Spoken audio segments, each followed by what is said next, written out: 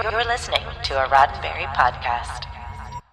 Get the VPN that we trust to protect our online privacy when big bad tech is at the door. Visit expressvpn.com/missionlog and you can get an extra 3 months free on a 1-year package. That's expressvpn.com/missionlog. expressvpn.com/missionlog to learn more. Mission Log, a Roddenberry Star Trek podcast, episode 463, Resistance.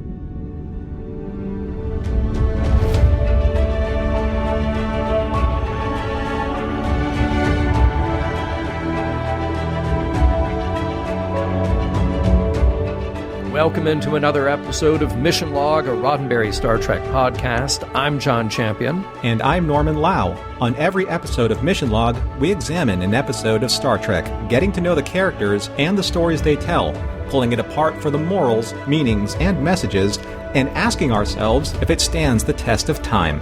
This week, Resistance, the one where a prison escape may seem futile unless you work together as a team and bring along one kindly but deluded old man to serve as a distraction. John will be right back with trivia as soon as I tell all of you how to reach us. Mission Log is a conversation about Star Trek. Drop us a line at missionlog@roddenberry.com and join us on Twitter and Facebook at MissionLogPod. While you're at it, leave us a review and a rating at Apple Podcasts or your favorite podcast platform. And please remember, your comments could be used on Mission Log or Engage on the Roddenberry YouTube channel. And now, here is John Champion, sans deluded old man, with this week's trivia. I am the deluded old man. So my mistake. Okay. Yeah. All right. Trivia for this week's episode, Resistance. We have a story by Michael Jan Friedman and Kevin J. Ryan. Well, the names may not be familiar specifically to followers of Star Trek on TV, but they are both very well known in the expansive universe that is the Star Trek novels. Michael has written no fewer than 35 of those books, including the popular Stargazer series. That doesn't even include the comics, the nonfiction, reference, and articles, all under his name. Then there's Kevin, who is a longtime editor at Pocket Books with their Star Trek line. He also was immersed in both the fiction and nonfiction side of the stories, and he worked on both the Star Trek Encyclopedia and the Deep Space Nine Companion. So while these two collaborated a lot, and while they pitched multiple times over the years, this was the single piece that earned them both a TV writing credit. They had pitched 3 stories to Jerry Taylor early on for Voyager, and this was the one that she bought. Although the focus was originally quite different, with B'Elanna being the center character and the aliens being the return of our old friends, the Kazon. Those were elements that Jerry had switched up and then brought the teleplay assignment over to new staff writer Lisa Klink. This was her first assignment on Voyager, and to her surprise most of all, it was a dense and complicated show with a lot of drama and the production concerns of new sets and guest stars that could eat up a budget really fast. In addition to the production stress, Lisa was tasked by Jerry to do her own rewrite and script polish, and it was really a trial by fire. Let's not forget that we first mentioned Lisa on the DS9 episode Hippocratic Oath, for which she got a story and teleplay credit. That was after she had joined Voyager as a staff writer in 1995. The episode was directed by Heinrich Kolbe, and we last mentioned Rick on Initiations, which he directed for Voyager. This is one of those episodes where he says he used a pretty light hand with his actors, putting his trust in the performances and letting them lead the way. Now, speaking of those actors, let's meet our guest stars. We do encounter a few new faces here. The frequent Star Trek guest star and recognizable genre actor Glenn Morshower appears here as a Mokra guard. We first mentioned him way back in TNG, where he appeared in Peak Performance and Starship Mine. He has so many TV and feature film credits.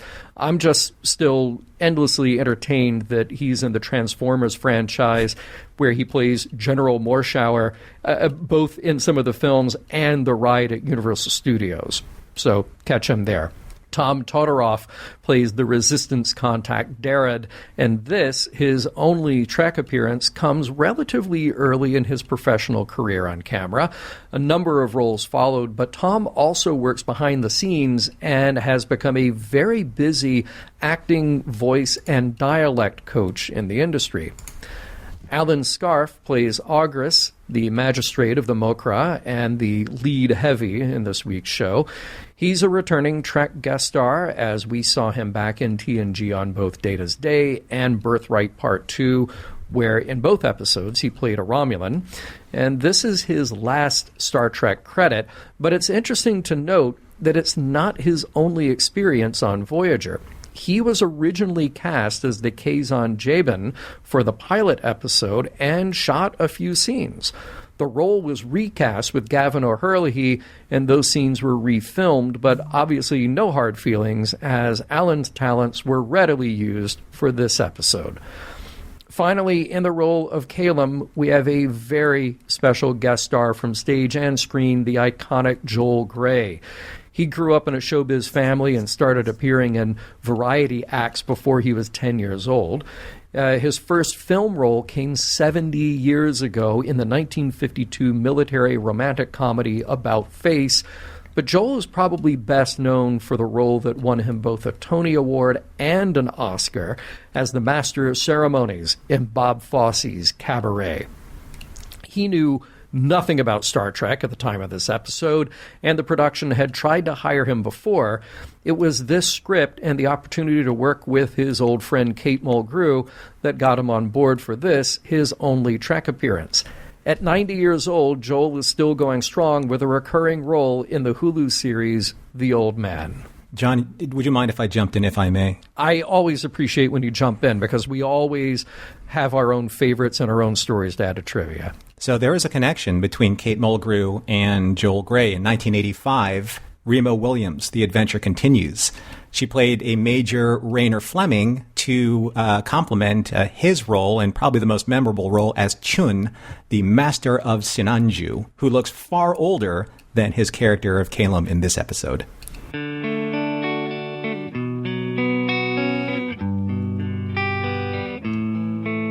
It's dangerous to go alone. Take Tuvok with you. Trust me on this one.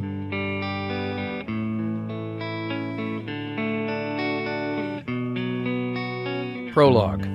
On an alien world, Janeway, Tuvok, B'Elanna Torres, and Neelix are incognito, looking over some precious substance in a marketplace. Janeway quietly tells Neelix that they need more before they are to get out of there, and he steps away. Time is up, though, when black-clothed soldiers attack the away team in the market, and after a brief firefight, Tuvok and B'Elanna are taken into custody. Janeway, hit with the beam of an energy weapon, lies unconscious on the ground, and one of the locals, an old man, comes running from the crowd, begging that the soldiers not touch her. Act 1. On Voyager, that substance comes into play. Neelix is beamed up with the bottle of tellurium that came from the marketplace, and the good news is that it stabilizes Voyager's engines, bringing back warp power. But Neelix has bad news about the rest of the away team coming under attack. The Elsarian faction, known as Mokra, opened fire and took away the other three. With Voyager up and running again, Chakotay in command brings the ship out of hiding and into orbit. He is immediately contacted by one of the Mokra named Ogris, who isn't exactly forthcoming. He kindly offers up the rules for visitation of their planet and plays dumb when it comes to any visitors who might be detained.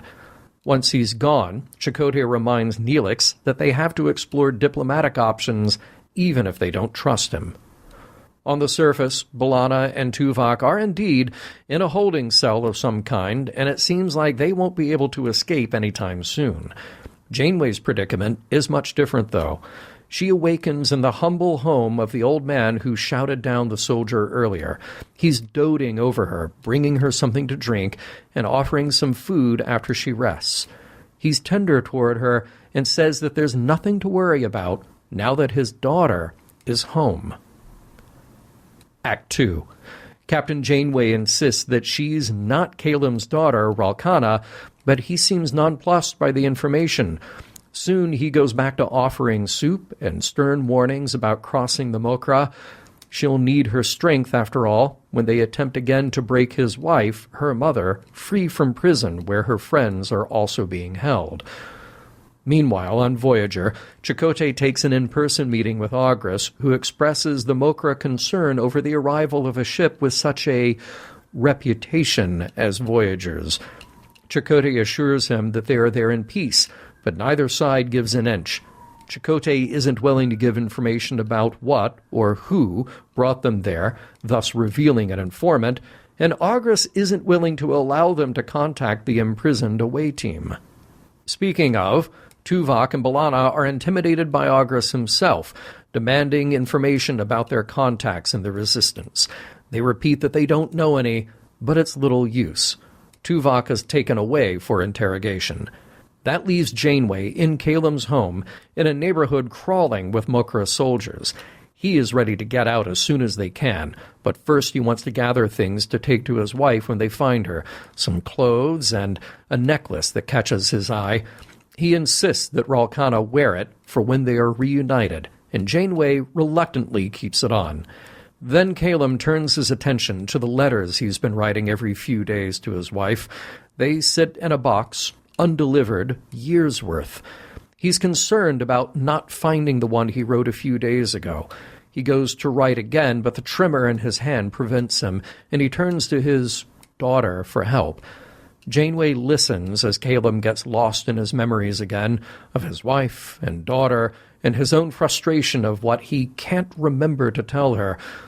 Just as Janeway gently tells him that he can't come with her to the prison, Mokra soldiers start banging on the door and burst into the room seconds after Kalem and Janeway make their escape through a hidden wall panel. Act 3. The two make their way into the market area, where Janeway looks for Neelix's contact, Darad, a member of the Resistance. On their trail, though, is Ogris and his soldiers who stop Darad before Janeway can get to him. It's Kalem, though, who creates a distraction, acting the clown to break the tension and allow Darad on his way, while also allowing Janeway to hide. Back in the prison, B'Elanna looks for opportunity to escape while hearing Tuvok's tortured screams from another room. It's up to Voyager to stage a rescue, but those plans are slowly coming together as Chakotay charges Kim with a way of getting past the Mokra's sophisticated defenses without endangering anyone who beams in from the ship. Their shielding makes it difficult, and it's back to the drawing board for Harry. With the soldiers dispersed, Janeway makes contact with Darad, who assures her that Neelix made it back to Voyager. He's reluctant to help, especially seeing Kalem the coward there with her. But he does reveal that there is a guarded access tunnel that could get them closer. He'll set up a trade, Janeway's necklace for some weapons. They only need to wait a few hours for his contact, a man in a blue vest, who will make the trade with them. After that, they're on their own, for what amounts to a suicide mission. Act 4. Janeway and Kalem wait for their contact to make the trade for weapons. While they do, Kalem talks a little more about what got them there and why Darad would accuse him of being a coward. It was his wife who was the fighter. He just wanted to protect his little girl, and he was too afraid to meet his wife at an appointed time after she had raided a Mokra supply center. He begs his daughter, Ralkana, Janeway here, for forgiveness, and she gives him an understanding hug. At that time, their contact, the man in the blue vest, emerges from the crowd, and Janeway cautiously approaches him. Before she can make a trade, though, she notices something suspicious. He's wearing military boots, which means it was a Mokra trap. Without weapons, they have no way of getting past the prison guards, and they'll need a new strategy. In the prison, Tuvok has been returned to his cell with B'Elanna after being tortured. She's concerned about him, but clearly can't understand how he didn't fight back while enduring so much pain. He says he is fighting back by not revealing any information. Soon, B'Elanna spots Darad being brought into a nearby cell. Elsewhere in the prison, a guard is standing watch, and in walks Janeway as one of the girls, a woman of negotiable affection, who quietly suggests that they go to someplace more private. Once around the corner, Calum is waiting to knock him out while Janeway grabs his weapon and stuns the other guard. Once she can disable the local force field, she reactivates it with Calum on the other side, her chance to find her crew and protect the old man, but with a promise that she will look for his wife. On Voyager, Harry Kim has made a little progress.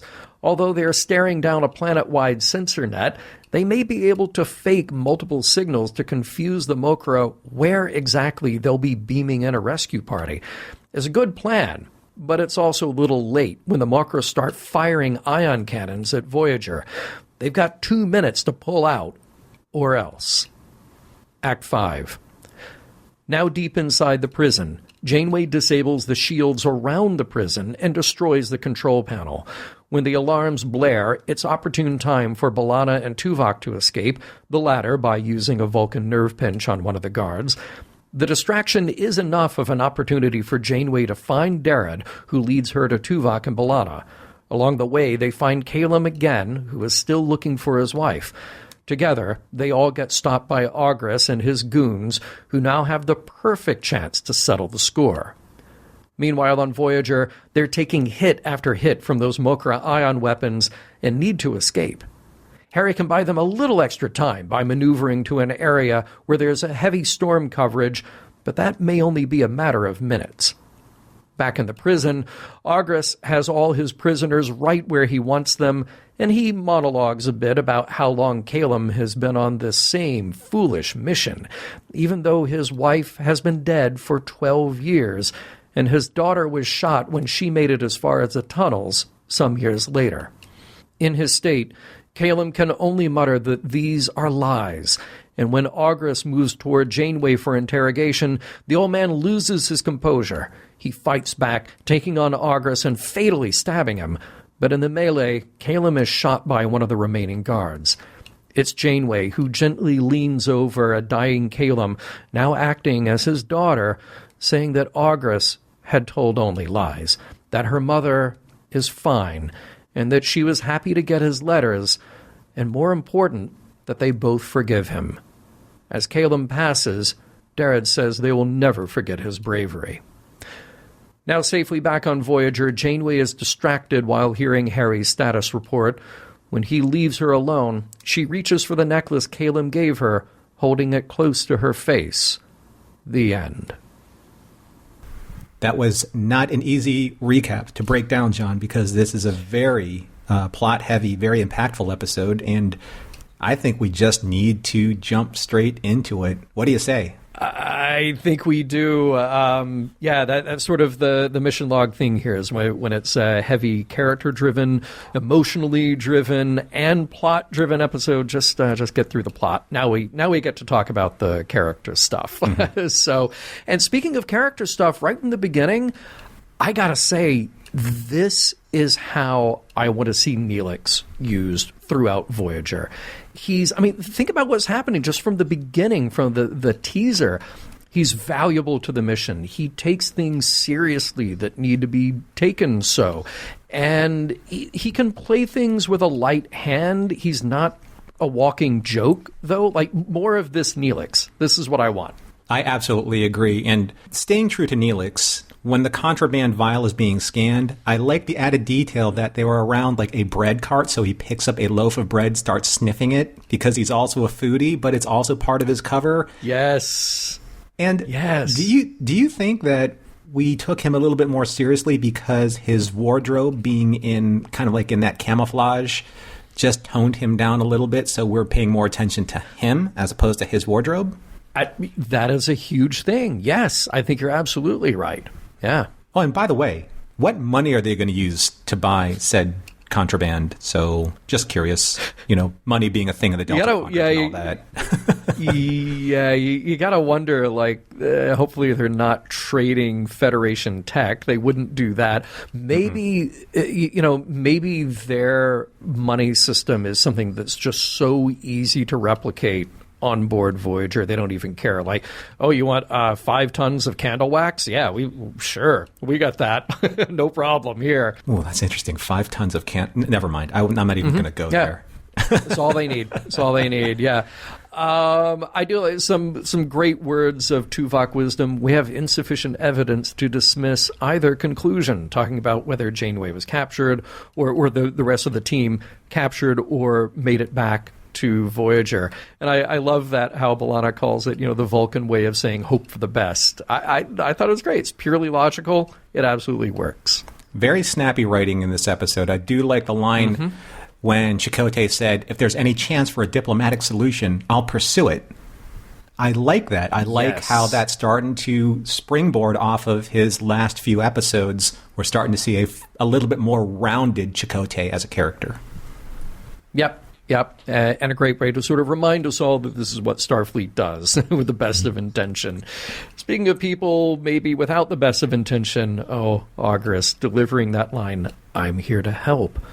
I love that tense meeting on Voyager where just neither side is giving any leeway to the other, but they're trying, they're saying the diplomatic words. It's all about subtext in that scene, and it was played so well. I really like the Mokra uniforms from that intimidation standpoint, but maybe they're a little too intimidating for a diplomatic meeting on board a quote-unquote enemy ship. It kind of sets the tone. Maybe it's a little heavy-handed to set the tone like, obviously these guys are bad guys because look at the way they dress.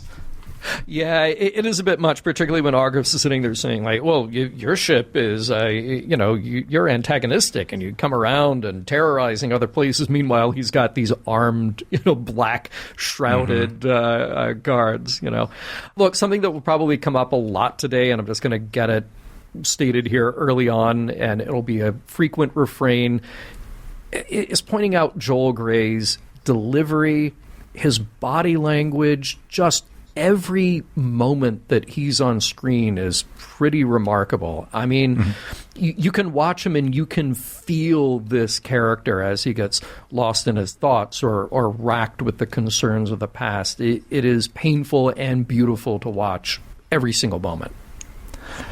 I have a few specific examples that I have in my notes, but I'm actually going to kind of forego those because I want to get to one specific scene. And it is rare when episodes of Star Trek actually elicit tears from me because the scene is so powerful. And it's when Calum, or Joel Grey, in the scene where he's talking about how he is going to rewrite a letter, but his hand was shaking.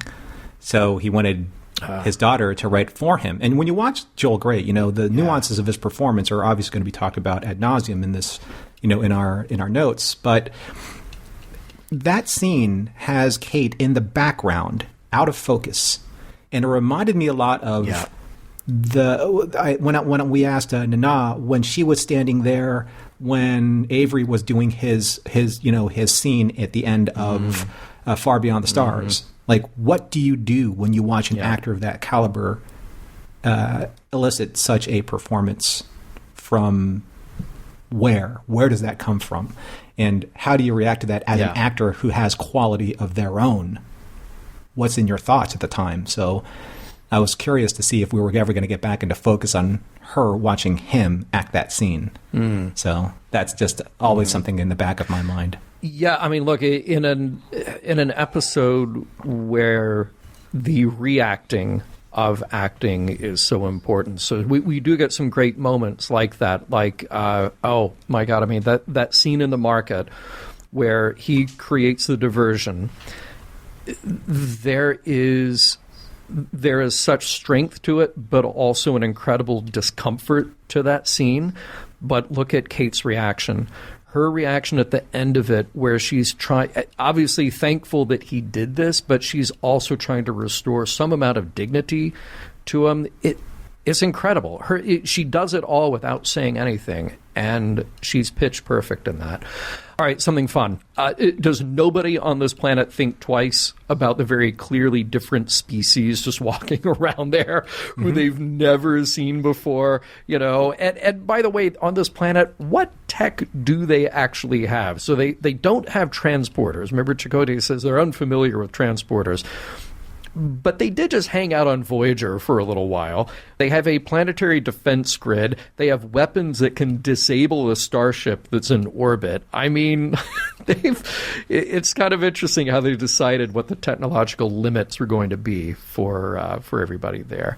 And one thing, look, I know that it's hard to do a forehead of the week or a nose bridge of the week, but I don't love this one. And look, and I also know that there was an attempt to make, as they often do in Star Trek, you want to make these aliens look very human, because you're driving home the humanity of those characters, and you're driving home the connection that they would have.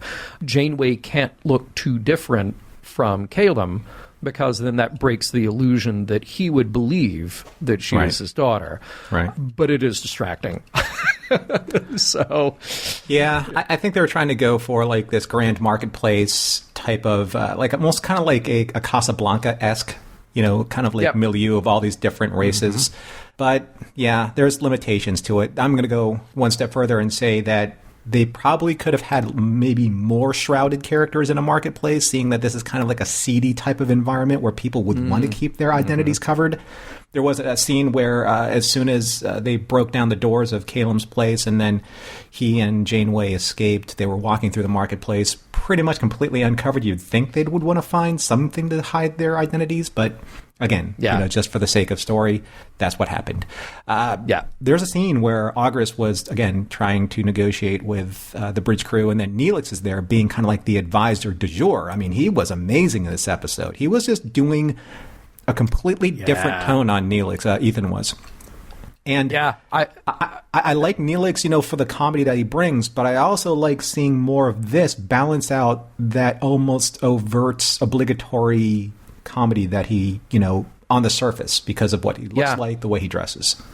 I think Neelix was done a lot of justice by this episode, and I think it's Lisa Klink. I mean, her writing here, you already mentioned that the dialogue is really snappy where it needs to be, but it's also just like toning down the things that need to be toned down in order to get to the heart of the moment, like play the scene instead of just, building up a character because you think they'll be funny. This great scene, though. Sometimes, we're a little hard on episodes where they say, tell us, don't show us, or show us, don't tell us. In this case, we heard the scream of Tuvok's interrogation and his torture, and it was really well done. It's like, no matter what B'Elanna or the audience, no matter what we think may be the case, we don't know what it is until we actually see it.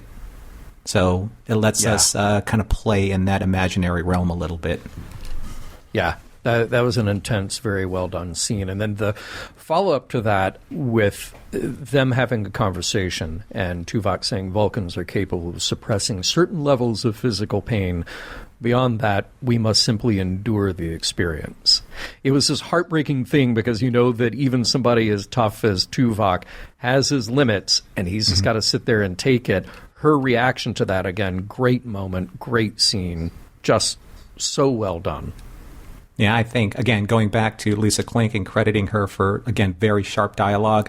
Also, let's credit Tim for just incredibly sharp performance and understanding, the subtleties of that, of what he's doing. He's also adding to kind of like the Vulcan lore, like the Vulcan mysticism and that veil being taken down about what can or can't Vulcans do? What can or can't they endure?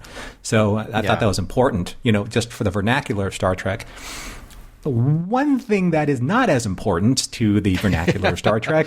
So I love weapons. I love bladed weapons, swords, knives, etc. What I don't like is every single time they pull out what they call the Gil-Hibben shadow dagger. It's that double-bladed dagger that ends up in every single alien's hands in science fiction in the 1990s ever. Yeah. It just says, oh, I love Gil-Hibben's designs. That one... It's just overused. I'm sorry. Okay, now wait a minute, though. Do you own one? I have at one point in time owned one. Yes, I have. Okay. Probably somewhere in the 1990s, probably from a flea market when I was like, hey, I really should have one of those because it's on a TV show that I like, or several. Yeah. So, yes. Yeah. There's a scene in the bridge that is just so, like, maybe it's a little too efficient, where Chakotay asks him, how long will it take you to modify the deflector? I can do it right now. It's so convenient. Look, on the one hand, you would get, how long will it take you to do that? It'll take 47 hours. On the other hand, it's like, oh, look, I just wave my hand and it's done. So which one is more realistic? I don't know. Supposedly, this is how you get ahead as an ensign, but obviously that didn't help, so I'm just saying, there you go. Very eager. Yeah. I did like the LCARs of the planetary security system. Really, really well done. The animation of all the different beams and where they're going to hide behind the cloud. Mm-hmm. And that's just, I love it when they improve upon it, from episode to episode to episode. Very nicely done. Yeah. Hey, can you help me here, because I feel like I missed something. When they have that moment that they can get through the defense grid, when the shields are dropped around the prison, Tom Paris makes his case to Chakotay to beam down while that shield is disabled, and Chakotay is like, okay, you got 30 seconds or whatever it is. Did he make it? Because we don't see him again. We don't. We hear that bit of dialogue. We just don't see Tom Paris again. Oh, we do. He actually makes it for a brief second at the very, very end, but only just for a moment. Okay. Because I kept watching. I was like, is he going to get a line? Are they going to mention it? Like, hey, better late than never. Nothing. Well, it's blink and you miss him. Really is. Okay. I mean, we watch these over again and over again. Mm-hmm. And you know what? It happened and at the time. And I did watch it over and over again. Yeah. Right. And it happens at the time where a lot of the melee ensued, and then Calum gets shot, and then we're trying to resolve a bunch of characters. He kind of shows up. He's very hard to see in the course of all of that dark lit, set. More importantly, though, John. I saw you. Yeah. Okay. Yeah, but more importantly, for the rest of the audience out there, why do you send a pilot on a snatch and grab mission? Why don't you send Baxter, right, to go after Tuvok? Oh, yes. That's what you do. Because first of all, you know where to find him. He's going to be in the gym working out so hard. And then when you get him, it's like, who is tough enough to go do a jailbreak with a bunch of alien thugs, get them out of the way? Baxter. Yeah. Right? Uh-huh. Baxter's security. He's legit security. He's hardcore. Mm-hmm. He's like the John McClane of Voyager. He dies hard. Yeah. Right? So he does. That's who you want on the mission. Yeah. The other person I want on my mission is Harry Kim, because he can tell us to set a course bearing 219 Mark 47. There it is, folks. I like the Spock-like takedown of the guard by Tuvok. Good old neck pinch. It's a classic. And as the security guard's falling, he lifts his gun out of his holster at the same time. Very efficient. Very efficient takedown. Yep. And man, I just bringing it all home, that speaking of watching things over and over again, every time I watched it, that death scene with Caleb, very powerful. Each and every time. Didn't lose any of its sheen for me. And also for me, it's Janeway looking at the necklace at the end, just kind of bringing that entire story full circle. But probably my strangest observation for this episode, as good as this episode is, there's not a single moment with Bob Picardo in this as the EMH at all. And no scene with Jennifer Leon as Cass. Nothing. Wow, we're missing a bit of the Voyager family here.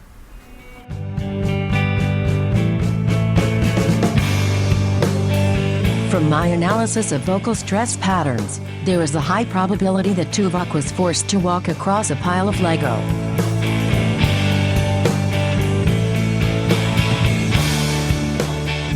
We'll be right back with Resistance, but first a word from this week's sponsor. So, John, did you notice that big tech companies today are masquerading as privacy companies? Ooh, I'm not convinced. Just fix your privacy settings, turn off app tracking, and you're all good, right? Oh, sure. Are we supposed to believe that big, bad tech wolf has now turned into our sweet grandma? No, maybe I'm not buying it, because big tech literally feeds on your information. It's like a space vampire, like an information vampire feeding on your information. Sure, now maybe they'll release a feature now and then that does some good, but collecting and selling off your data is in big tech's nature. This is what they do. They can't stop themselves from looking at what you do online. The better to see you with, my dear, if I were to, use your metaphor there, Norman, to protect myself against big tech's prying eyes, we both use ExpressVPN. Now, when you use the ExpressVPN app on your computer or your phone, you're hiding your unique IP address. Websites can't use that address to find out your real location or track what you do online. On top of that, ExpressVPN encrypts and reroutes 100% of your online activity, so your internet provider, Wi-Fi admin, and hackers can't see it. The best part is, though, how easy it is to use. It literally takes one click to protect all your devices. One ExpressVPN subscription covers up to 5 devices at the same time, so you can protect your entire family too. And that's why ExpressVPN is rated number 1 by CNET, Wired, TechRadar, and countless others. That's what we do. Got it on our phones, our tablets, our computers, TVs, everything else. So today's the day. Get the VPN that we trust to protect our online privacy when big bad tech is at the door. Visit expressvpn.com/missionlog and you can get an extra 3 months free on a 1-year package. That's expressvpn.com/missionlog. expressvpn.com/missionlog to learn more. Okay, John, so here we are at the discussion point of our show, which is where we take a deep look at an episode, and sometimes the episodes are they're serious, sometimes they're comedic, but this one, though, I think is something a little different, something a little more unique, something special. Judging from our observations, I think one of the things that you and I have both kind of gravitated towards in this episode is how Janeway and how Calum have this manufactured relationship based on Janeway perhaps taking advantage of a relationship that Calum has manufactured because he is such a broken character.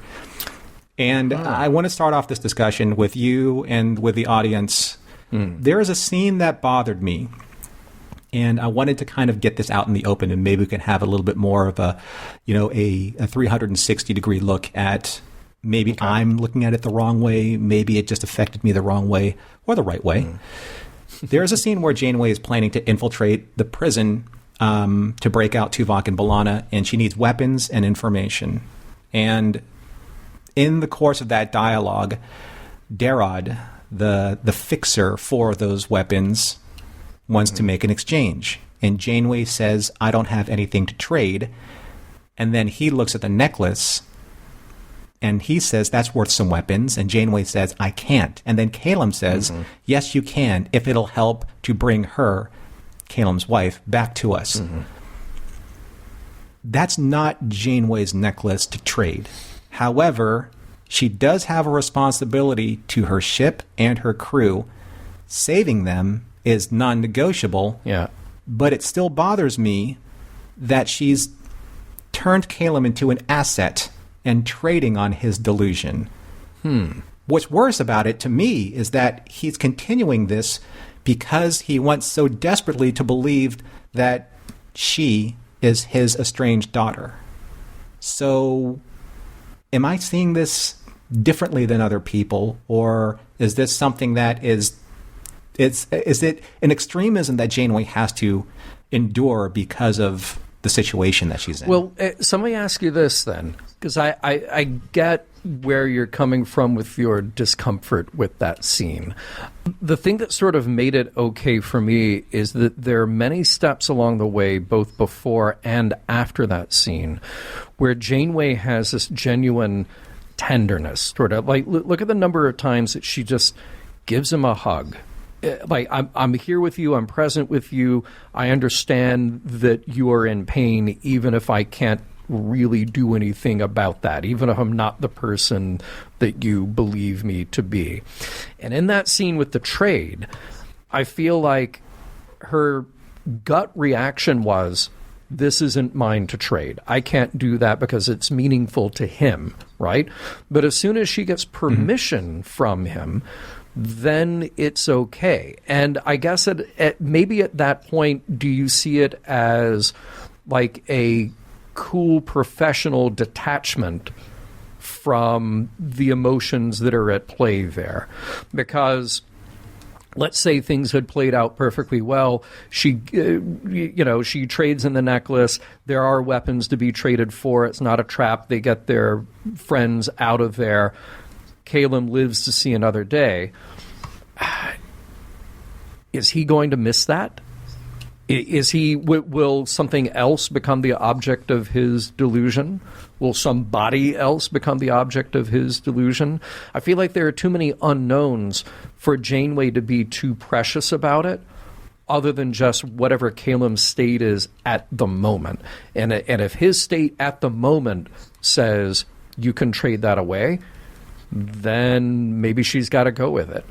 Maybe, in another way of this story playing out, because there are any number of ways this could play out, they get him away to a safe place.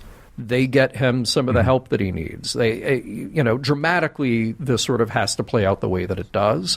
But I don't think it makes Janeway any less caring to also be pragmatic. No, that's fair to say. I think maybe like during the course of the episode, one of the things still that kind of bothers me a little bit is that she never really, except for maybe like the first time when she woke up in his hovel, that she tried to correct him. I'm like, I'm not who you think I am. But as soon as he kind of, as soon as he continues this relationship with her, whether it's delusional or whether, he is accepting the fact that I know this isn't my daughter, but she's the next best thing and it's comforting me for a time. Because I think that there is a tightrope that's being walked there. I'm not completely convinced that he is just living this delusional life. I think that Janeway could have maybe impressed upon him more that I care about you. I care about what's happening to you, but I'm not your daughter. I'm not even, I know that you want me to be her so badly. And I almost kind of wish that I saw like a glimmer in his eyes, because Joel Grey can do this just with an eye, an eye twitch. He's like, I know. You just have to give me this. You have to give me this hope to go on. Yeah. I don't know. I'm a little torn between what is the honorable thing to do and what is the practical thing to do, the pragmatic thing, like you said, to do. Yeah. Well, that's kind of the genius of the performance, is that he, to us, to the audience, he can seem to slip in and out of this delusional state. He can be very focused and very much in control of the situation, but he can also be losing his mind to memory and fantasy, and that's what makes his character so compelling. That's what makes his performance so magnetic here. But when it comes to Janeway's decisions, I think from early on we get this idea that this, for her, is also a tightrope walk. It's about being respectful of him and meeting him where he is, but also seeing the mission through. And you see that in her care when she says constantly, like, you have to stay here. I have to go do this. I will do whatever I can. I will help you get your wife back. I will do all these things, but I have to do this alone.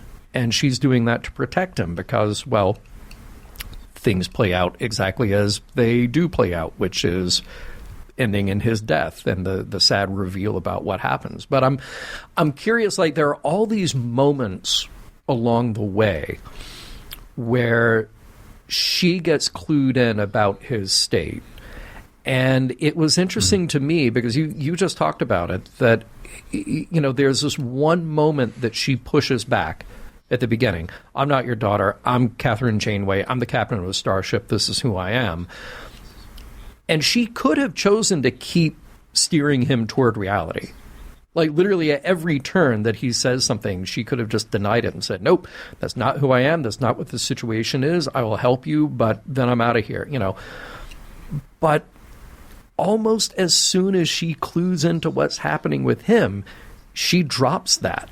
She stops the pushback and just has this gentle demeanor to him. She carries on the mission, but she's also protective of Calum, and she never belittles his needs, which is, right. I think, part of the emotional beauty of this whole thing. And, to me, this incredibly touching part of this story is at the very end, maintaining that fantasy for him when she's dying. And the thing that it made me think, because you can extrapolate this to any number of situations, is this one of those rare cases where it's better to maintain the delusion for someone other than to push back with reality? Mm-hmm. Like at that point, in the story, or at least at that point in Calum's, his understanding of the reality that is in front of him, what good would it have done to him, if Janeway said, I'm sorry, but none of this was real. Your wife is still dead. Your daughter is still dead. Mm-hmm. None of that would have made any difference to Calum, aside from the fact that he would have left his life in a completely destroyed emotional state. Yeah. Why would she do that to him? She wouldn't do that to him. I know that for whatever she did during the course of this episode, the way that she eased him into the afterlife, and giving him that hope, that was the right thing to do. That was the noble thing to do, even if it wasn't truthful. And that's what's interesting. It's a turning point for Janeway, because up until that point, she had been just, I used that word before, navigating. She'd been gently navigating his delusion. Just not push back too hard, still protect him, still get what she's after. But at the end, when he's laying there dying, she actually creates the fantasy for him. She actively creates that by saying, by assuming the role that she is his daughter and that his wife, her mother, appreciated the letters. She is constructing this for him in order to ease him into his own death.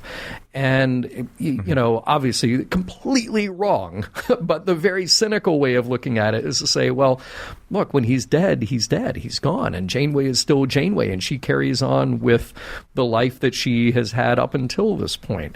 But she does this noble thing, which is to perpetuate this fantasy, to further create the fantasy for him, just to sort of ease his emotional state as he says goodbye to existence.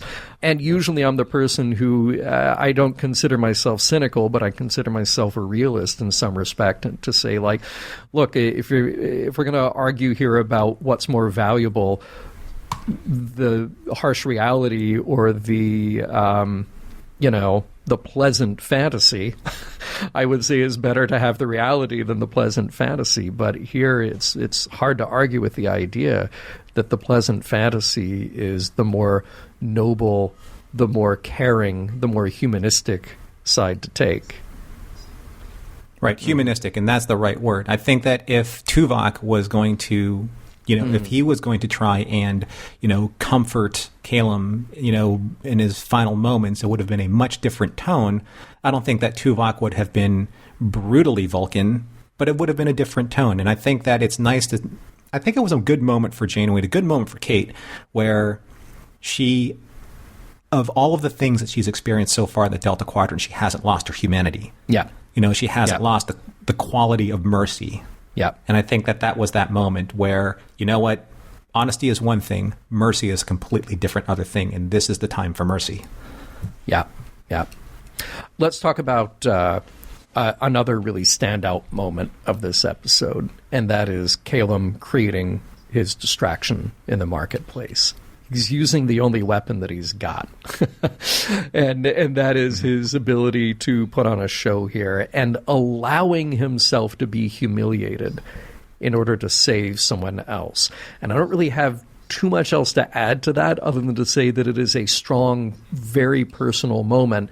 And you have to wonder, again, that tightrope between the reality and the fantasy, the delusion here, is that Calum helping this stranger to survive, to get weapons, to do what she needs to do, or is it still believing that he's protecting his daughter? And in that case, does it really matter? It's just self-preservation mode. But you can almost imagine that this is something that he would have done before, because it's a trick that worked, hoping that it would protect his wife or protect his daughter or whomever.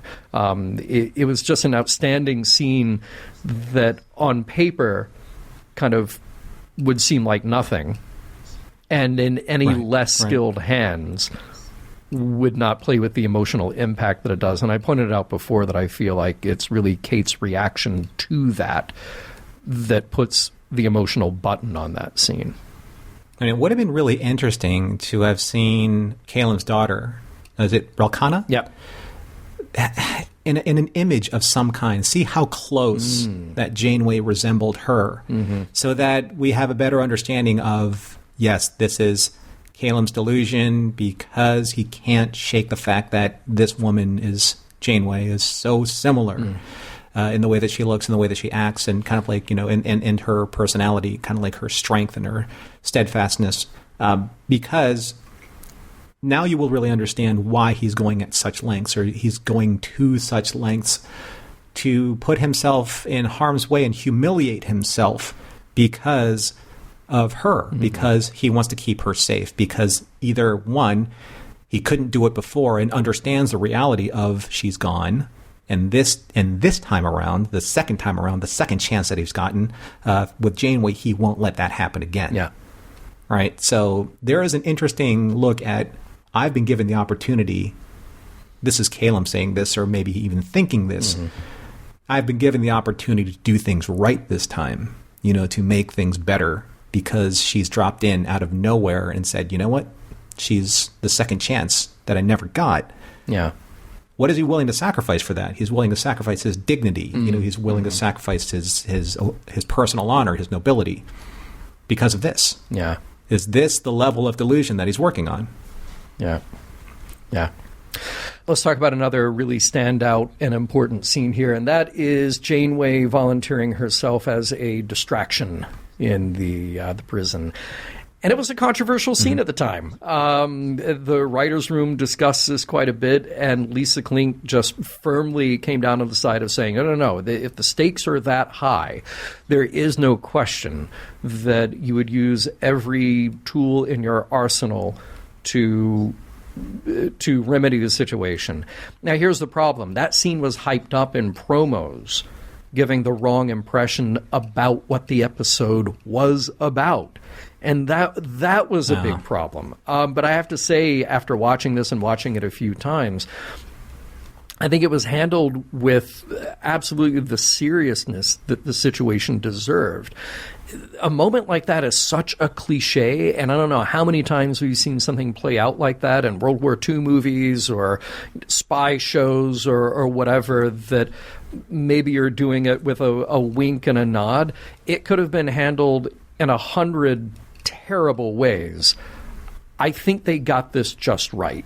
What about you? Well, I mean, it also goes to, to Kate's credit. She can play sultry, but not in that trashy or trampy kind of way. She's doing not, it. Not There was a quiet reserve. Yeah. Exactly. Yeah. I mean, there's a quiet reserve about her when she's walking, knowing that she has. I mean, let's take a look at this part of the story versus what she has done to get to this point, which is lead an old man through a delusion so that she can find an opportunity to rescue her crew. She's actually done that. I mean, she's made that choice to use him as an asset so that she get to this point? Do you think she's not going to actually go that extra mile and risk everything to get her crew back? I'm surprised at that. This is a controversial scene. It makes complete sense from the character arc of what she's chosen to do to this point. Like, she's not going to, swallow her pride a little bit and do something that may be unsavory, but of course she would, because that's how important her crew is to her to get back. I think the worry is that a scene like that could play tonally off from the rest of the episode, that has such a gentleness about it, but also a high drama. And then clearly the promos on UPN at the time got it all wrong, completely messed it up. But in context, I think it plays really nicely, and it plays again with this heightened drama of the whole thing, and you really believe how high the stakes are for Janeway throughout all of this. A couple of other topics I just want to hit on very quickly here. Tuvok and B'Elanna, some wonderful moments there, and I don't know if we're supposed to ask ourselves, is Tuvok doing too little, or is B'Elanna expecting too much? How many times have we seen Starfleet officers imprisoned, and their first duty is to escape? That is their mission. They need to get out of there.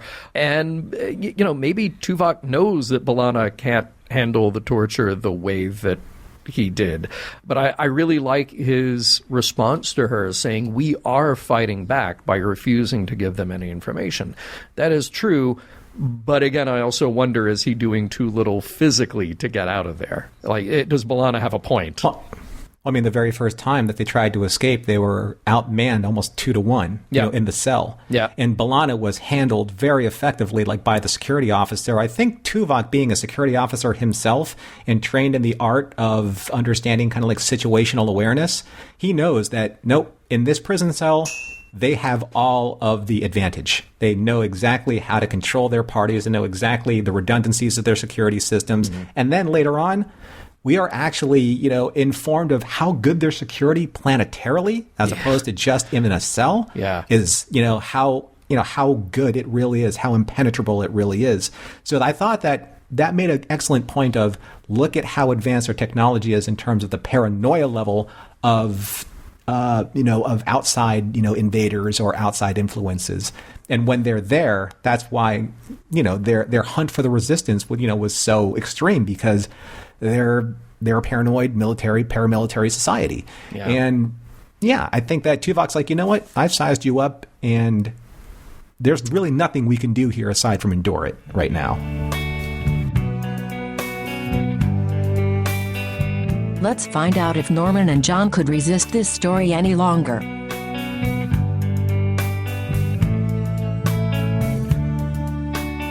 Well, as much as we tried to resist, John, to get to the end of this episode, we have made it to the end of Resistance, and this is the time where we traditionally look at the episode, take a look at to see if it withstands the test of time, and then see if we have learned any morals or meanings and or messages, or all three.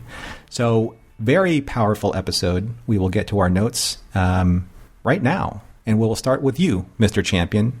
How did you feel about Resistance? I'm going to do something that I really haven't done too many times on Mission Log, maybe a couple of times before, and that is I will read my initial notes that I took after my first viewing, and then I'll tell you what I really think. Okay? Because sometimes I go back, I'll just write down my initial notes, and I think for some reason that'll stick, and then I'll watch it a couple more times. I'm like, yeah, that's still how I feel about it. But then other times, like this time, my point of view may change a little bit. So I originally said that this is a good episode that is made that way on the strength of its 2 stars. It's an episode full of very good moments where these two in particular, and I mean Kate Mulgrew and Joel Grey, where they really shine. And do not forget that Tim Russ and Roxanne Dawson are also quite good here. But it stops short of being a great episode for a number of reasons. And the most egregious of which is that there are just so many individual moments that it's hard to feel a real connection to the story itself. So let's look at this in the context of Voyager. We're in this week's story with very little setup, very little understanding of context, and sometimes that is perfectly okay. You can, in TV, get across a lot of information in a short time, but we've got multiple storylines happening here, and a lot more of the fabric of this story needs to unfold for me to feel really connected to it. So I appreciate the emotional moments of it.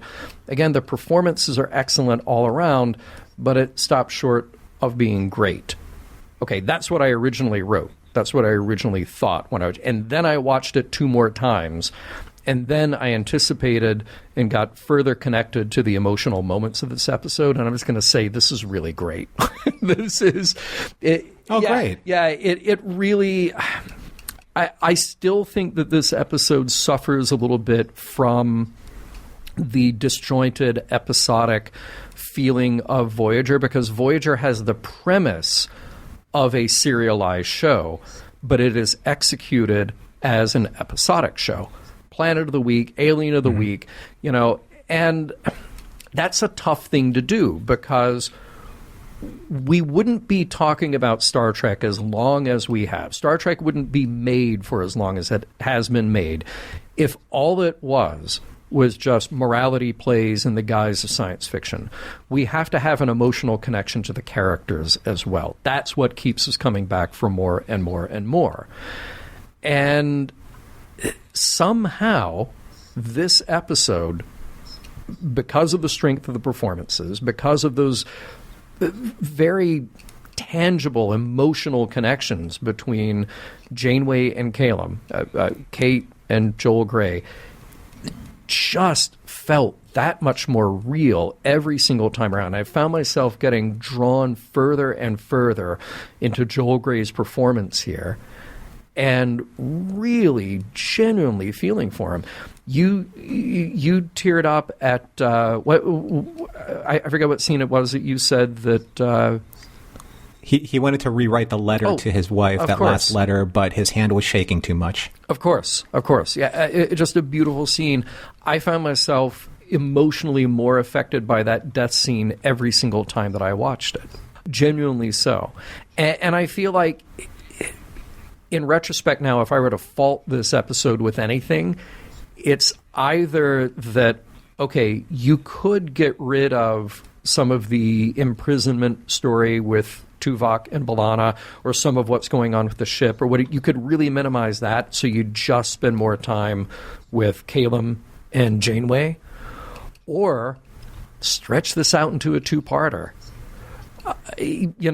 Maybe that's a bit too long for this, but I feel like since we are just thrown into the middle of it, and we are just thrown into what's happening with this culture, we don't have a connection to the Mokra. We don't have a connection to the rest of the planet or what their situation is. And sometimes that can be effective. Sometimes it's not.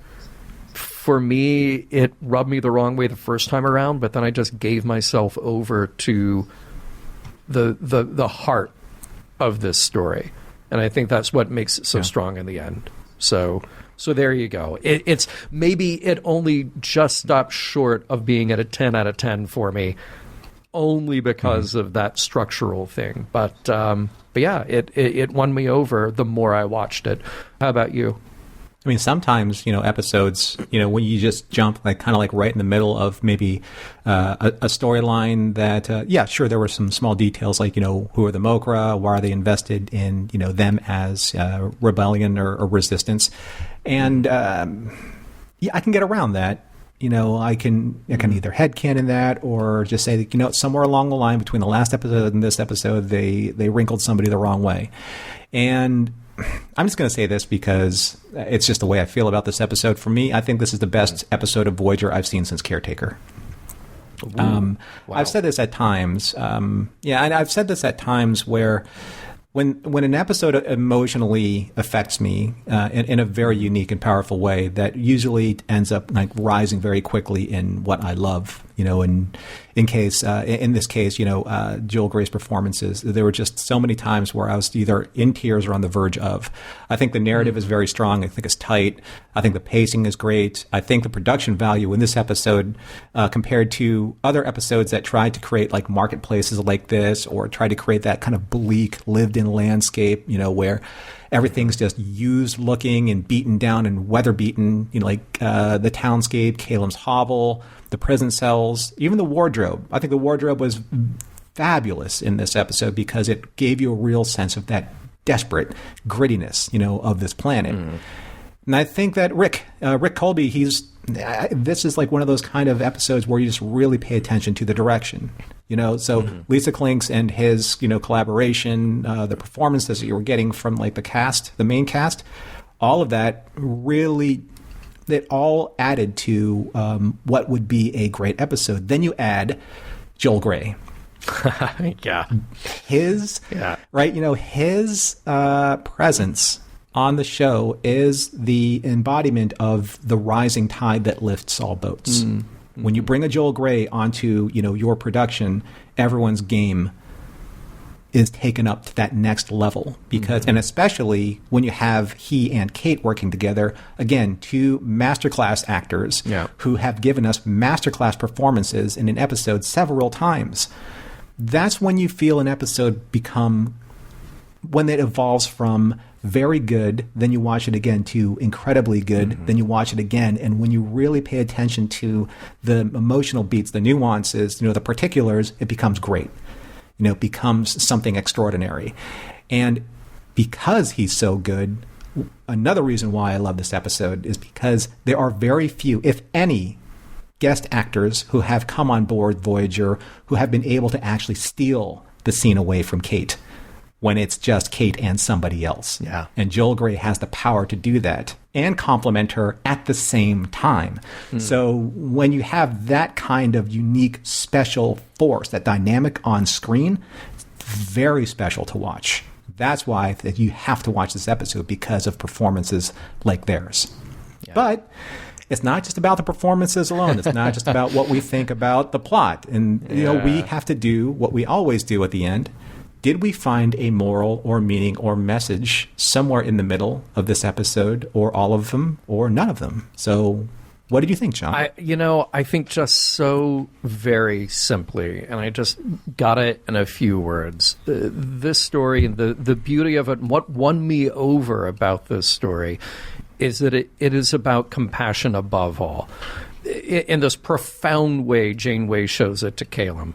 B'Elanna and Tuvok show it to each other. They come to an understanding in this really great way. He is respectful of her concerns. She is respectful of what he has been through and is compassionate about what he has been through. Augrus, the bad guy, the heavy here, clearly lacks it. But it's even nice to see, Darad gain some compassion about Calem. It is people seeing each other as people, not just as, players on a chessboard.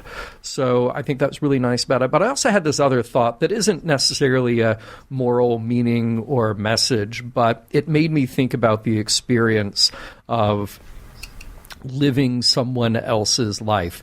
And I asked myself if the necklace is sort of like Janeway's version of the Ressican flute, what Picard got in The Inner Light. She, for a brief moment, she got to live in someone else's shoes. And it wasn't just that. It was about becoming emotionally connected to a family that wasn't her own.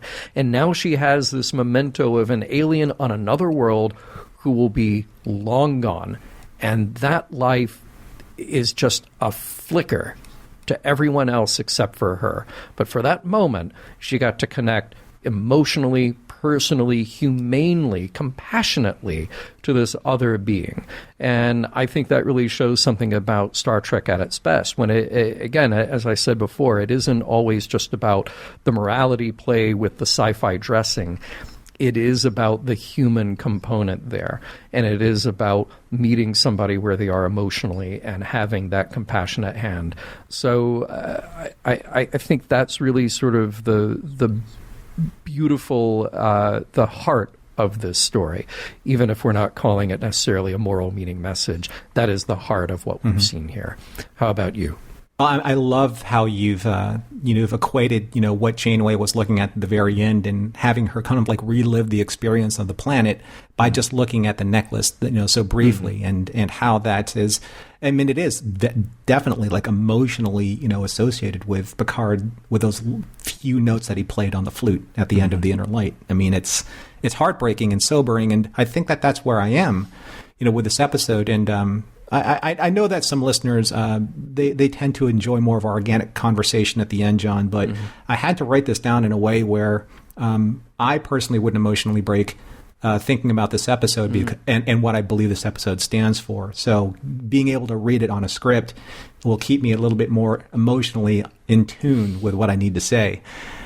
I guess the big question is resistance indeed futile? In this case, the resistance to the cold, hard, and bitter reality that is Kalem's prison, a prison of life itself. When we look at this episode, there are certain realities that we are reminded of when it comes to how the title game, we all play the title game from time to time, how the title game may be manifested in this episode. Tuvok and B'Elanna resisting, quote-unquote, breaking under torture and incarceration. Janeway, quote-unquote, resisting being helpless and alone on a planet where she's being tracked and hunted. These are very applicable to what resistance means in the title game. But those are just surface elements of what I discovered about the meaning of this episode. And the meaning of the title and how they, or at least for me, aren't as obvious as Kalem's quote-unquote resistance to reality.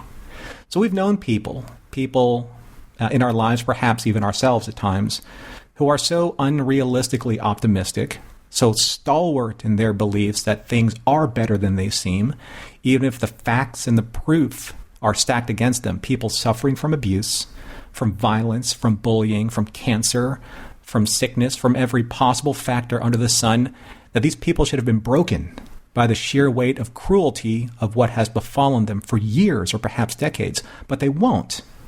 They can't, because once they do so, they may never find their way back to enjoying even the smallest iota of life, of hope. Right? That's what I see in Kalem. I do believe that even in his disillusionment, even in the reality that he created for himself, I do believe that he knows that his wife and his daughter are dead, and that Janeway isn't Ralkana. But what choice does he have? What is the better reality for him? To believe in hope? To try and resist and avenge what happened to them? Or to accept the futility of his resistance and suffer that soul-crushing existence that is his reality? I, for one, after seeing firsthand what the absence of hope can do to someone, especially someone you love, I believe resistance is not futile. Mission Log is produced by Roddenberry Entertainment. If you'd like to support us directly, you can do so at patreon.com/missionlog for early access to shows and the Mission Log Discord. Our website is missionlogpodcast.com, and for more Star Trek news and discussion, visit trekmovie.com. On the next Mission Log, Prototype.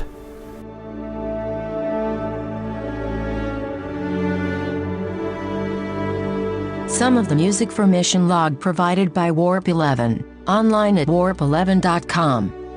Special thanks to consulting producers, Adam Brusky, Matt Esposito, Homer Frizzell, John Mann, Mike Richards, and Mike Schabel.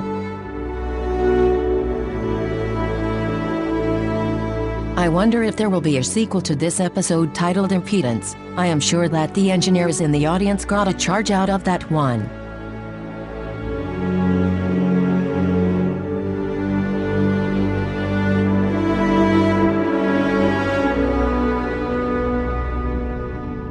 End transmission.